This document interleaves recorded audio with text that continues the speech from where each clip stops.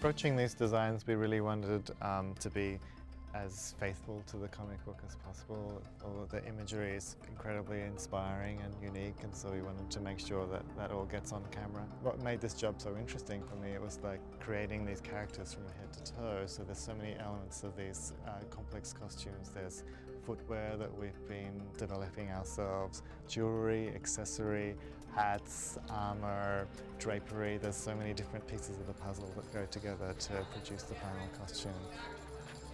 A good way of delineating between the two armies would be to keep the Greek army in these rich, beautiful, warm earth tones, sort of beaten bronze and crimsons and brown leathers.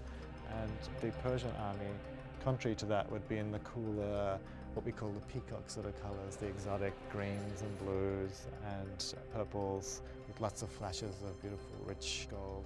We chose really rough linens and fabrics for the capes that would flow beautifully. We wanted to use thick leathers and beaten sort of bronze materials, hammered, distressed things that would capture the sense that Frank has of like things that have been lived in and that are very rugged and raw. We made sure that our silhouettes have a slightly exaggerated graphic quality to them. The folds of all the drapery of the capes were very carefully positioned. The flow of the fabric was controlled to try and get beautiful sweeps of fabric like are drawn in Frank's comic. Obliteration! Just there, the barbarians huddle. And as they engage more and more in battle, the capes get more shredded, the colour of the fading rises from the hem, and by the end they're much shorter, they're all chopped up, there's holes all the way through them, and they're splattered with blood and dirt.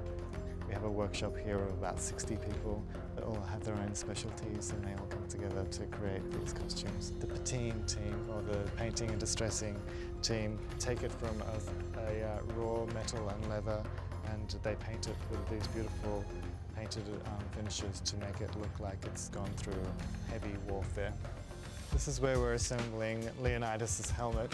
We're going to have 17 of them eventually to cover the different stages of deterioration. And we've developed a way of doing the crest which involves layers of feather and horsehair, which gives it a great sort of texture that the camera loves and makes it a little bit more unusual and more Frank Miller-esque.